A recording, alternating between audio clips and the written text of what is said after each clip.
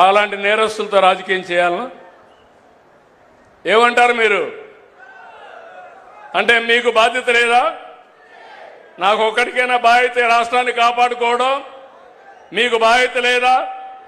ఎందుకు మీరందరూ కూడా గట్టిగా ముందుకు రావడం లేదు నేను అడుగుతున్నా. మంచిని అభినందించాలి, చెడుని ఖండించాలి, చెడు వ్యక్తులను కూడా ఎక్కడికక్కడ మీరు నిరాకరించే పరిస్థితి రావాలి. అప్పుడే రాజకీయాలు ప్రక్షాళన అవుతాయి. అట్లా కాకుండా ఏదో చిన్న చిన్న దీని మీదనే ఆలోచిస్తా కూర్చుంటే నాకెందుకు వచ్చిందని మీరు ఇంట్లో పడుకుంటే 5 ఏళ్లు మీకోసం నేను కష్టపడ్డా.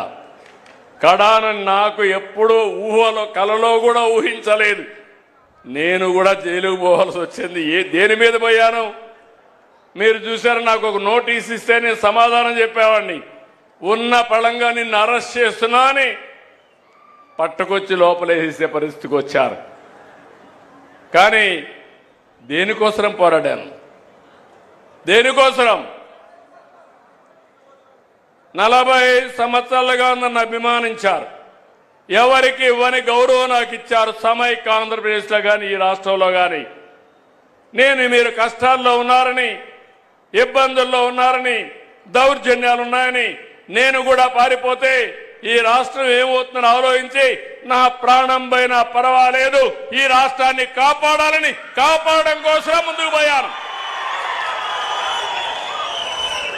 చాలా మంది అన్నారు జైల్లో నుంచి మీరు తిరిగి రారన్నారు.